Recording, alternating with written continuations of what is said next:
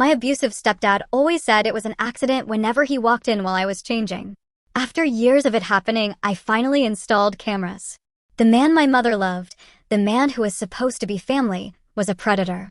And it all started with a series of accidents that quickly escalated into a nightmare I never saw coming, forcing me to confront a terrifying truth about the person sleeping under the same roof.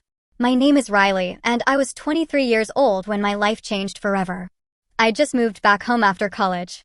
Rent in the city was it was eating through my savings faster than I could earn it, and Mom was thrilled to have me back. My stepdad, Brandon, he seemed thrilled too. Maybe a little too thrilled, looking back. The first time it happened, I believed him. I was in my childhood bedroom. A small mercy my mom had left it exactly as I'd remembered, changing after a shower. Towel wrapped tight, about to pull on my clothes, when my door just swung open. Brandon stood there wide-eyed, his hand still on the doorknob. "Oh God, Riley, I'm so sorry," he'd said, backing out immediately. "I thought you were downstairs. I was just looking for the extra towels your mom said were in the closet." My heart was hammering like a drum solo. I felt completely exposed, vulnerable. But his explanation, it made sense. The linen closet was in the hallway, not my room, but maybe he was confused? He'd only been married to my mom for 3 years. Maybe he genuinely didn't know the layout perfectly. "It's okay," I'd managed to stammer out, my voice thin. "Just knock next time." He'd been profusely apologetic. Of course. I feel terrible." That night, I locked my door. Felt a little paranoid about it, but honestly, better safe than sorry, right? 2 weeks later, it happened again. I was changing for bed this time. My door was closed, but I hadn't locked it. I'd started to get comfortable again, foolishly. I'd just taken off my shirt when the door opened. Brandon. Again. Same wide-eyed expression. Same rushed apology. "Riley, I'm so sorry. I was looking for your mom. I thought she was in here. But my mom was downstairs. I'd heard her talking on the phone in the kitchen, literally 5 minutes before." "She's downstairs," I said, yanking the shirt I'd just removed back to cover myself. My voice came out harder this time, edged with suspicion. Right. He backed out, closing the door. Lying in bed that night, I tried to convince myself it was another accident. But something felt profoundly off. His excuses didn't quite add up, and there was something about the way he'd looked at me. Not shocked, exactly, more caught. From that night on, I locked my door every single time. Even when I was just in my room doing homework or watching Netflix. A constant, low-level hum of anxiety settled in. But it was the third time, that solidified my certainty, that ripped away any doubt. It was a Saturday morning. I'd just gotten out of the shower and was in my room, door closed and locked, of course.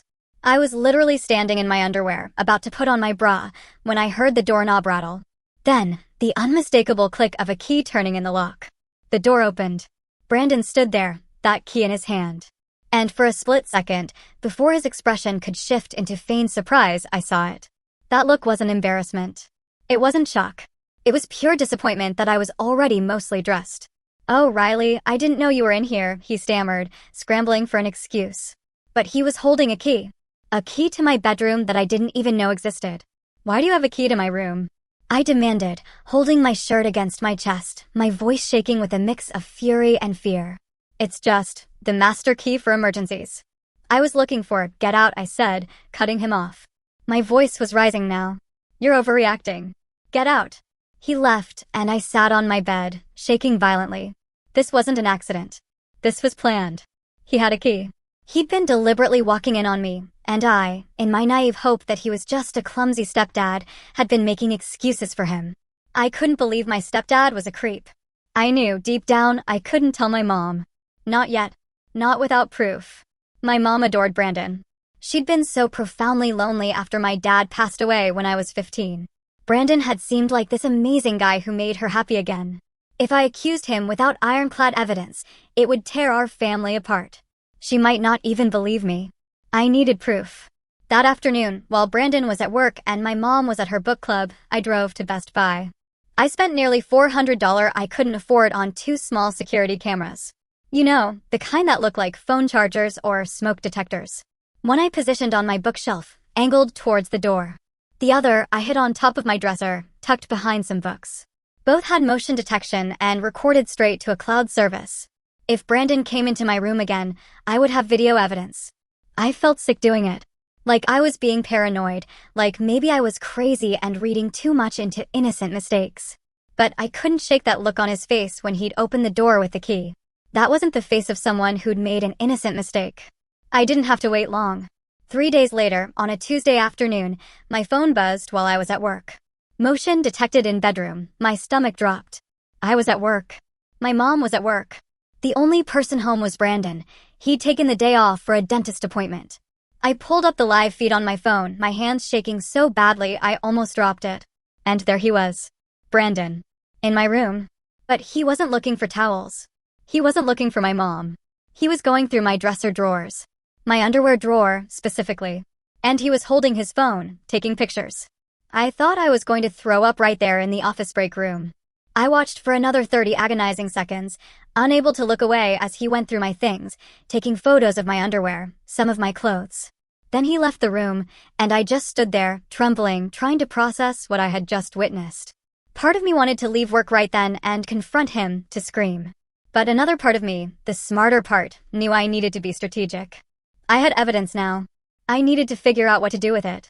I called my best friend, Amber, during my lunch break. I told her everything. She was furious. "Riley, you need to go to the police," she said, immediately. "This is not okay. This is predatory behavior. This is criminal." But what if they didn't take it seriously? What if they said it was just him being in his own house? "It's not his house," she shot back, her voice firm. "It's your mom's house, and it's your room, and he's taking pictures of your underwear without your consent. That is absolutely not legal. You need to report this." She was right. I knew she was right. But I was terrified. Terrified of what it would do to my mom. Terrified of the confrontation. Terrified that maybe, somehow, I'd be blamed or not believed. But I couldn't let this continue. What if he escalated? What if he was doing this to someone else too? That evening, I saved all the footage from the cameras to multiple locations, my computer, an external hard drive, a cloud service, even emailed it to myself. I wasn't taking any chances with this evidence disappearing. Then I called the non-emergency police line. The officer who answered listened to my story, and to my immense relief, he took me seriously immediately. He said what Brandon was doing could constitute voyeurism, invasion of privacy, and potentially other charges, depending on what else they found. He told me to come down to the station and file a formal report and to bring the video evidence. I went that night. My mom thought I was meeting Amber for dinner. I sat in that police station for 3 grueling hours, going through everything with a detective named Martinez. She was kind but professional, never making me feel like I was overreacting. "You did the right thing documenting this," she told me, her eyes steady. "And you did the right thing coming forward. This kind of behavior typically escalates." Those words made my blood run cold. Escalates. What would have been next if I hadn't stopped it? They asked if I wanted to press charges. My voice was shaky, but I said yes. The next part was the hardest thing I've ever done. I had to tell my mom. Detective Martinez offered to be there when I told her, which I accepted with a grateful nod. We went home together that night, and I asked my mom if we could talk privately. Brandon was in the living room, watching TV, oblivious. "Mom, I need to tell you something, and it's going to be really hard to hear." I started. I watched my mom's face go from confusion to concern to complete devastation as I explained what had been happening. When I showed her the videos, she cried. I cried. Brandon came in, asking what was wrong, and when he saw the detective, I watched the color drain from his face. He knew he was caught. He tried to explain it away at first, said he was just checking on me, just making sure I was safe, that the pictures were accidental, that he didn't mean anything by it. But Detective Martinez wasn't having it. She calmly informed him that the police would be seeking charges and that he should get a lawyer. My mom just sat there, completely silent, tears running down her face. Brandon left that night, went to stay with his brother, claiming he was the victim of a misunderstanding. But my mom didn't ask him to stay. She just watched him pack a bag, her face like stone. After he left, she hugged me so tight I could barely breathe. "I'm so sorry," she kept saying. "I'm so sorry I brought him into our lives. I'm so sorry I didn't see it. Mom, you couldn't have known. I should have known. I should have protected you." Her guilt was a tangible thing, heavy in the air between us. The investigation moved faster than I expected. Once the police started looking into Brandon, things I never knew about started coming to light. First, they found more pictures on his phone. Not just of my underwear. Pictures he'd taken of me without my knowledge. Me sleeping. Me in the backyard sunbathing. Me through the window of my bedroom from outside. Some of these pictures went back over a year to before I'd even moved back home. From when I'd just visited for holidays. I felt violated in a way I can't even begin to describe. He'd been watching me, documenting me for so long. But it got worse. Detective Martinez called me a week after I filed the report. Said she needed to talk to me and my mom in person. We went back to the station, and she had this look on her face that told me the news wasn't good. We've been investigating Brandon's background more thoroughly, she said. And we found that he was actually questioned in a similar incident about 7 years ago, before he met your mother. A complaint was filed by his previous girlfriend's daughter, claiming he'd walked in on her changing multiple times. No charges were filed because there was no physical evidence, and the daughter was too scared to pursue it. My mom made this small, choked sound, like all the air had left her lungs. There's more, Detective Martinez continued. We executed a search warrant on his laptop and phone. We found multiple folders of images. None of them are illegal in the sense of explicit content of minors, but they're all voyeuristic in nature. Pictures taken without consent, mostly of young women in various states of undress or in private moments. Some appear to be taken through windows, some in changing rooms. We're working to identify the victims. I felt dizzy. This wasn't just about me. Brandon was a serial predator. He'd been doing this for years, probably longer than 7 years. And somehow, he'd managed to avoid consequences until now. How did my mom not know about the previous complaint? I asked, confused. It never went anywhere officially, Martinez explained. No arrest record, no charges. If she'd done a background check, it wouldn't have shown up. My mom was crying again, silent tears. He seemed so normal, she whispered. So nice. How did I not see this? Because predators are good at hiding, I thought. Asterisk, they're good at seeming normal and nice. That's how they get away with it for so long. Asterisk, the case built over the next 2 months. The district attorney decided to charge Brandon with multiple counts of voyeurism, invasion of privacy, and unlawful surveillance. The evidence was overwhelming. The videos I'd captured, the photos on his phone, the testimony from his ex-girlfriend's daughter, who'd finally agreed to come forward after all these years. The pattern of behavior. His lawyer tried to get him a plea deal, but the DA wasn't interested in going easy. This wasn't a one-time mistake. This was a pattern of predatory behavior spanning years and multiple victims. During this time, something else happened that I didn't expect. Other women started coming forward. One was a woman named Jessica who'd lived in Brandon's apartment building 5 years ago. She'd always felt like someone was watching her through her ground floor window, but could never prove it. When she saw Brandon's name in the local news about the charges, she recognized him. She'd seen him hanging around outside her building multiple times, always with his phone out, claiming he was taking pictures of the architecture. Another was a former coworker named Brittany, who'd reported to HR that Brandon had made her uncomfortable, always finding excuses to be near her desk, commenting on her appearance, once following her to her car after work. HR had given him a warning, but nothing more. She'd eventually quit because of how uncomfortable he made her feel. The more the investigation uncovered, the clearer it became that Brandon was a serial predator who'd been carefully operating for years, always just barely staying on the legal side of things until now. My mom filed for divorce immediately. She was devastated, but she was also incandescently angry. Angry at Brandon for betraying her trust and for preying on her daughter. Angry at herself for not seeing the signs, though I kept telling her there was no way she could have known. He was so careful, she said one night over wine, weeks into the investigation. He never did anything obvious when I was around. He played the perfect husband, the perfect stepdad. I thought you moving back home made him happy because he cared about family. I didn't realize he was happy because he had access to you. The guilt she felt was immense, and I spent a lot of time trying to help her understand that this wasn't her fault.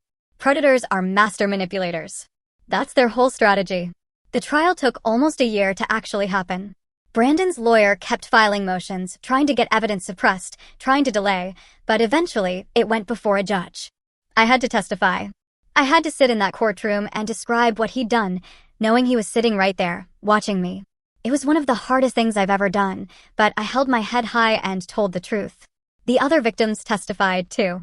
Jessica, Brittany, his ex-girlfriend's daughter, whose name was Emma, and who broke down crying on the stand, describing how she'd felt violated and unsafe in her own home, just like I had. Brandon's lawyer tried to paint us all as liars, as women conspiring together for attention or money or revenge. But the evidence didn't lie. The videos. The photos. The pattern of behavior spanning years and multiple victims. It was incontrovertible. The jury deliberated for less than 4 hours. Guilty on all counts. I cried when the verdict was read. My mom cried. I saw Emma crying in the back of the courtroom. We'd formed a strange bond, all of Brandon's victims. A support system born from shared trauma. Sentencing came 2 months later. The judge was a woman in her 60s named Judge Patterson. And she did not hold back. "Mr. Donovan," she said, looking at Brandon with an expression of pure disgust. "You have shown a pattern of predatory behavior that is deeply disturbing. You have violated the privacy, safety, and trust of multiple young women over many years. You have taken advantage of your position in their lives to prey on them. This court takes these crimes very seriously." She sentenced him to 5 years in prison.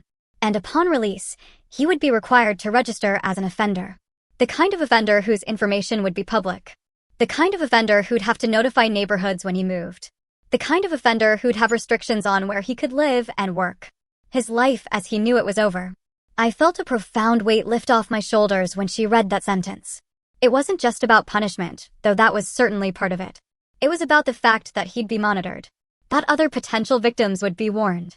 That there was now a permanent record of what he'd done. Brandon looked smaller somehow as they led him away in handcuffs. Not the confident, charming man who'd won over my mom. Not the friendly stepdad who'd seemed so normal. Just a pathetic predator who'd finally faced consequences. Outside the courthouse, my mom hugged me tight. "I'm so proud of you," she said, her voice thick with emotion. "You were so brave. You saved yourself and probably countless other women he would have victimized if this had continued." Emma came up to us, her own mom beside her. "Thank you for coming forward," she said to me. "When I reported him years ago and nothing happened, I thought I'd imagined it. I thought maybe I was overreacting. Seeing that you'd experienced the same thing, having the evidence you captured, it validated everything I felt. It gave me the courage to speak up again." We hugged, these strangers, now connected by trauma and survival. The aftermath of the trial was complicated. Life didn't just go back to normal. How could it? My mom sold the house. Said she couldn't stand living there anymore, not with the memories of Brandon in every room. We moved to a smaller place across town, just the two of us, and started rebuilding our lives. She went to therapy. So did I, separately and together. We had to work through a lot. Her guilt, my trust issues, the ways this whole experience had changed how we saw the world. About 6 months after Brandon was sentenced, something unexpected happened. I got a message on social media from a woman I didn't know. Her name was Madison. "I don't know if you remember me," her message started. "We met briefly at a coffee shop about 2 years ago. You were there with a man you introduced as your stepdad. I'm reaching out because I saw the news about his conviction, and I think you should know something." My hands were shaking as I read on. "That day at the coffee shop after you left, your stepdad came back. He said he forgot his phone, but he didn't just get his phone and leave. He asked for my number. Said he was asking for a friend who owned a business and was looking to hire. I gave it to him because it seemed innocent enough, but then he started texting me. Nothing overtly inappropriate, but there was something off about it. He'd ask what I was doing, where I was, send compliments that felt too personal for someone who barely knew me. Eventually, I blocked him because it got too weird. But I never reported it because I thought maybe I was overreacting. Seeing the news about what he did to you and others, I realized now that I was probably being groomed or tested in some way. I thought you should know." I felt sick. It was even worse than I'd thought. Brandon hadn't just been preying on women in his immediate circle. He'd been constantly on the lookout for potential victims, testing boundaries, seeing who would be receptive to his manipulation. I thanked Madison for reaching out and told her she could still file a report if she wanted to, that it could be added to his case file even though he was already convicted. She said she'd think about it. That message stayed with me. How many women had Brandon approached? How many had he made uncomfortable? How many had he successfully manipulated or victimized before someone finally stopped him? Then, about a month after that, an even bigger bombshell dropped. Detective Martinez called me, said she'd discovered something during a deeper investigation into Brandon's past and wanted to tell me in person.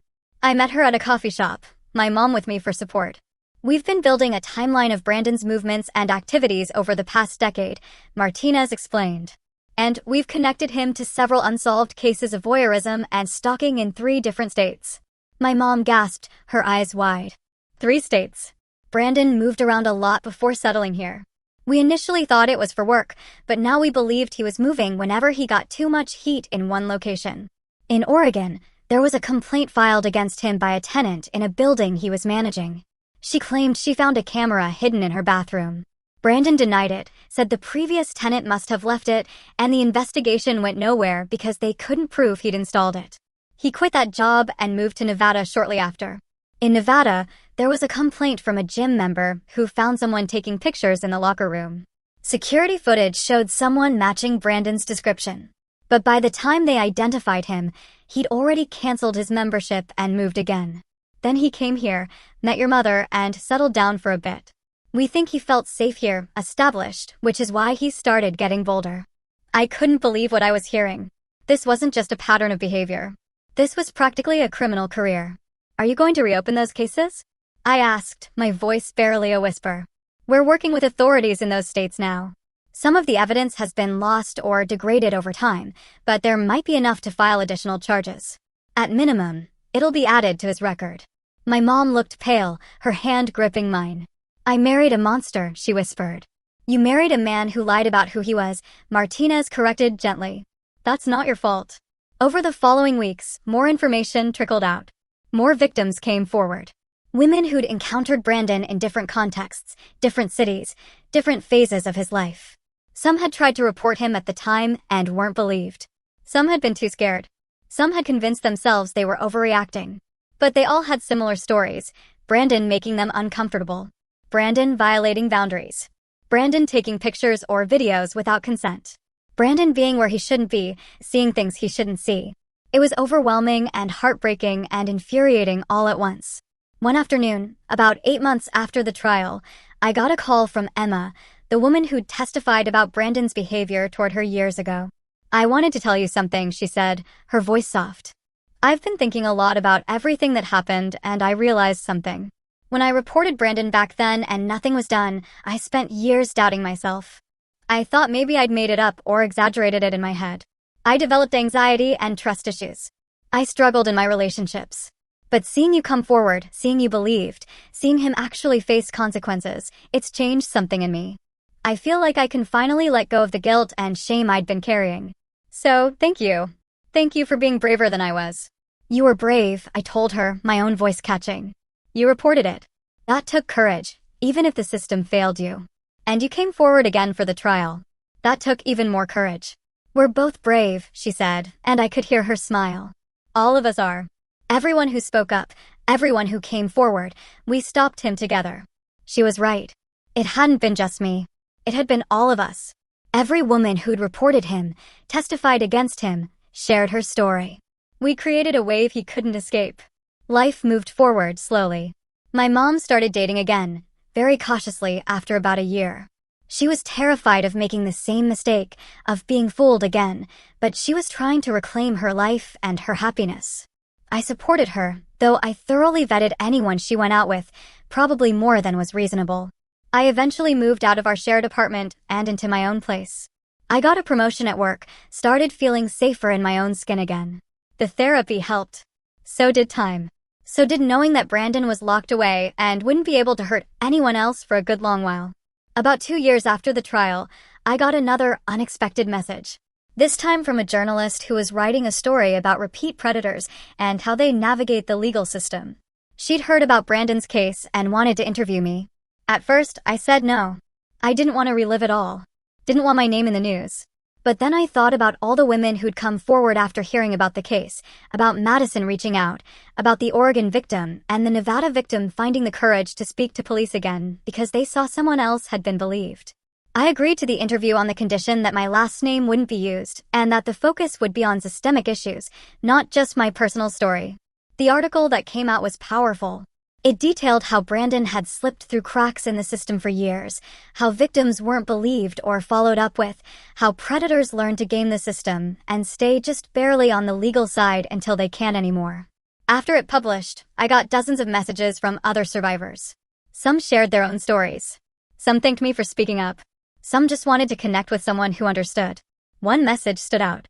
It was from a woman named Hannah who said she'd been Brandon's girlfriend about 15 years ago, before the ex whose daughter eventually testified.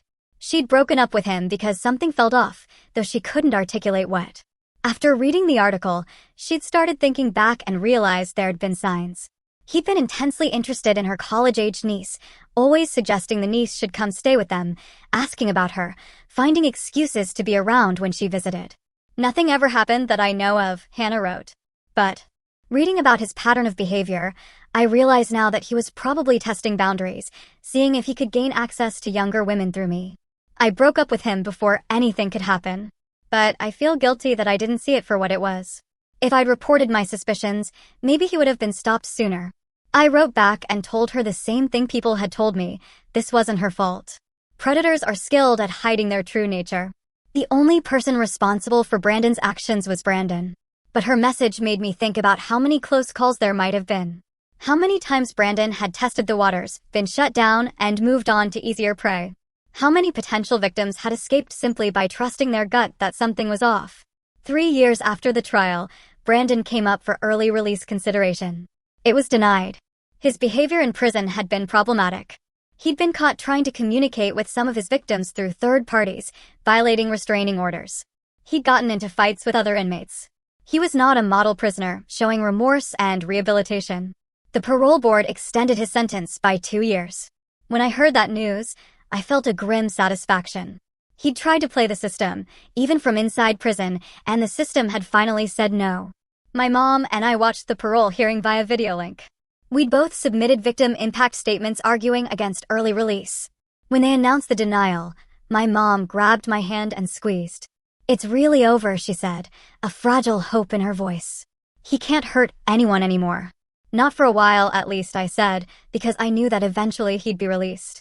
Eventually, he'd be back out in the world, albeit registered and monitored. The thought still scared me, but not like it used to. I'd learned I was stronger than I'd known. We all had. For years after everything started, I got news I wasn't expecting. Brandon had passed away in prison. Not from violence, like you might assume. From a heart attack, sudden and unexpected. He was only 52. My first emotion was relief, and then I felt guilty about feeling relief. But my therapist told me it was normal and okay to feel relief that someone who'd harmed me was gone, that I didn't have to feel bad about not mourning him. My mom's reaction surprised me. She cried, but not from sadness. "I'm crying because I wasted 3 years of my life with a monster," she told me. "I'm crying because I'm relieved he's gone, and I hate that I feel relieved. I'm crying because this whole nightmare is finally, truly over." We didn't go to his funeral. I heard later that almost nobody did. His brother, who'd maintained Brandon's innocence throughout everything, and a handful of other family members who either believed him or felt obligated. But that was it.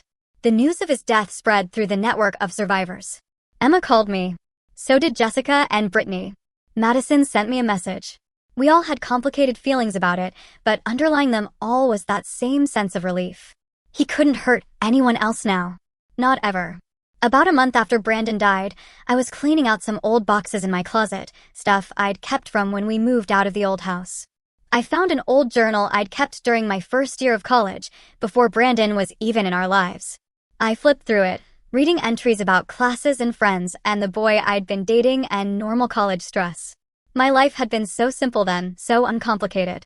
There was an entry from Thanksgiving of my freshman year where I'd written about how excited I was that my mom had finally started dating again. "She seems really happy," I'd written. "I hope this guy Brandon treats her well. She deserves someone good after everything with Dad." Reading that, knowing everything I knew now, was surreal. Past me had been so hopeful, so naive. I wanted to reach back through time and warn myself, but I couldn't. None of us can. I thought about how different my life had been because of Brandon. How the trauma had changed me, shaped me, made me more cautious, but also stronger. How it had affected my relationships, my trust, my sense of safety in the world. But I also thought about the good that had come from stopping him, the other women who wouldn't be victimized by him because he'd been caught, the awareness raised about these patterns of predatory behavior, the connections I'd made with other survivors. 5 years after I'd first set up those cameras in my bedroom, I was invited to speak at a conference about violence prevention. They wanted survivors to share their stories, to help train law enforcement and social workers on recognizing predatory patterns and taking victims seriously. I almost said no. Standing up in front of hundreds of people and talking about the worst experience of my life seemed terrifying. But then I thought about Emma trying to report Brandon years ago and not being believed, about all the women who'd reached out to me saying they'd been afraid to speak up. I said yes. Standing on that stage, looking out at all those people, I was nervous. But then I started talking and something shifted. I told them about the accidental walk-ins that weren't accidental, about trusting my gut when something felt wrong, about the importance of documentation and evidence, about the courage it takes to report someone, especially when it's someone close to you. After my talk, I was swarmed by people wanting to thank me, share their own experiences, ask advice. One woman, probably in her 40s, grabbed my hand with tears in her eyes. "My daughter has been telling me her stepdad makes her uncomfortable," she said. "I've been telling her she's imagining things, that he's just trying to be a good parent. But hearing your story, I realize I need to listen to her. I need to trust her instincts. Thank you for potentially saving my daughter from what you went through." I hugged her, this stranger, and told her to believe her daughter, to take it seriously, to not make the mistakes so many people had made with Brandon. That moment made everything worth it. The trial, the publicity, the painful retelling of my trauma. If it helped even one person, one potential victim, it was worth it. Detective Martinez was at the conference, too, speaking on a different panel about investigative techniques. We had coffee afterward, catching up. "You know what the most important part of your case was?" she asked me, stirring her sugar. "The cameras. The evidence. Too many times these cases come down to he said, she said, and predators know that. They bank on it. But you documented everything. You were smart and strategic. You didn't just survive him. You built the case that stopped him." "I just wish I'd done it sooner," I said, looking down at my coffee, "before he could violate more women." "You did it when you were ready and when you had enough evidence to make it stick. That's what matters." A few months after the conference, I got an email from a university asking if I'd be interested in consulting on their campus safety protocols. They wanted to create better systems for students to report this kind of behavior and have it taken seriously. I said yes to that too, and then to another university and another. I started doing this work regularly, consulting and speaking and training, all while keeping my regular job. It became this unexpected second career, born from trauma but transformed into purpose. My mom fully supported it, even though it meant talking about what happened over and over. "You're turning something horrible into something helpful," she told me, her eyes shining with pride. "Your dad would be so proud of you." That hit me hard, because I rarely thought about my dad anymore. He died when I was 15, almost a decade before all of this. Sometimes I wondered what he would have thought about Brandon, whether he would have seen through him somehow. But mostly, I was just sad he wasn't there to see me now, to see how I'd taken something terrible and found meaning in it. On the 6-year anniversary of the day I'd set up those cameras, I was at my apartment, living my life, working at my job, planning a vacation with my boyfriend, Marcus, who I'd been dating for 8 months, and who knew everything about my past and loved me anyway. I thought about Riley from 6 years ago, terrified and unsure, setting up cameras in her childhood bedroom. I thought about how brave she'd been, how smart. I wanted to tell her that it would be okay, that she'd survive this, that she'd become someone strong and confident and whole. The trauma would always be part of my story, but it wasn't the whole story anymore. It was just one chapter in a much longer book. That night, I got a message from a woman I'd never met before. She said her name was Claire, and that she was one of the women from Brandon's past that investigators had tried to connect with, but who'd never responded. She'd been too scared, too ashamed, convinced that what had happened to her wasn't bad enough to report. "But I saw you speak at a conference last month," her message said. "A colleague attended and told me about it. I looked you up and realized you were talking about the same Brandon who'd victimized me years ago. I didn't know he died until now. And I didn't know so many other women had come forward. I spent years thinking I was the only one. That maybe I'd imagined it or exaggerated it. Reading about everything, about all of you who spoke up, it's made me realize I wasn't crazy. He really was a predator. And even though it's too late for me to press charges or testify, it helps just knowing I wasn't alone. Thank you for being brave enough to speak up. You helped me heal wounds I didn't even realize were still open." I read her message 3 times, tears streaming down my face. This was why it had all been worth it. Not just the justice and the conviction and stopping Brandon, but this, helping other survivors realize they weren't alone. They weren't crazy. They weren't to blame. I wrote back to Claire, thanked her for reaching out. offered to connect her with some of the other survivors if she wanted. She took me up on it. Last I heard, she'd joined our informal support group and was doing better. 7 years after everything started, I was invited to testify before a state legislative committee about strengthening laws around voyeurism and surveillance crimes. They were considering new legislation that would make it easier to prosecute cases like Brandon's, would require law enforcement to take complaints more seriously, would close some of the loopholes he'd exploited for years. I testified alongside Emma and several other survivors. We told our stories, explained the gaps in the system, advocated for change. And a few months later, the legislation passed. When the governor signed it into law, they invited us to the signing ceremony. Standing there, watching the pen move across the paper, I felt this overwhelming sense of accomplishment. We'd done it. We'd taken our trauma and turned it into something that would protect other people. After the ceremony, a reporter asked me how it felt to see this through from beginning to end. It doesn't end, I told her, looking straight into her camera. Healing isn't linear, and the work of protecting potential victims is ongoing, but this feels like a significant milestone. Like, we've taken something terrible and created something meaningful from it. That's the best any of us can do with our pain. The article that came out from that interview went viral. My inbox flooded with messages again. And this time, they weren't all from survivors. Some were from parents asking how to talk to their kids about these issues. Some were from young women asking how to trust their instincts. Some were from men asking how to be better, how to call out predatory behavior when they saw it. It struck me then how much the conversation had shifted. When I'd first reported Brandon, I'd been terrified nobody would believe me. Now, 7 years later, people were actively seeking information on how to prevent this kind of abuse and how to support survivors. Things were changing. Slowly, yes, but changing. Today, 8 years after I set up those cameras, I'm 29 years old. I still work my regular job, but I also run a nonprofit focused on supporting survivors of voyeurism and surveillance crimes. We provide legal resources, therapy referrals, and support groups. We train law enforcement and schools. We advocate for policy change. Emma works with me. So does Jessica. We've built something real and lasting from our shared experience. My mom is remarried now to a genuinely good man named Robert who treats her like a queen and who I've thoroughly vetted and approved of. She's happy. Genuinely happy. She's forgiven herself for bringing Brandon into our lives, though it took years of therapy to get there. I'm engaged to Marcus. We're getting married next year. He knows everything about my past. Knows that sometimes I still get triggered by things. Knows I'm hyper-aware of boundaries and consent in ways other people might not be. He loves me not despite my trauma, but as a complete person who's been shaped by many experiences, both good and bad. Sometimes people ask me if I regret setting up those cameras. If I wish I just moved out instead of gathering evidence and going through the hell of the legal system and all the publicity that followed. The answer is no. Never. Not for a second. Because Brandon had been preying on women for probably decades before I stopped him.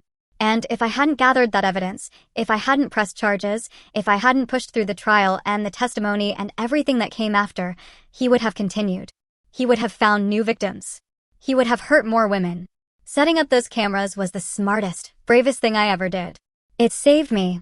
And it saved countless women who'll never know how close they came to being Brandon's victims. He's dead now, but his name remains on that registry. A permanent reminder of what he really was.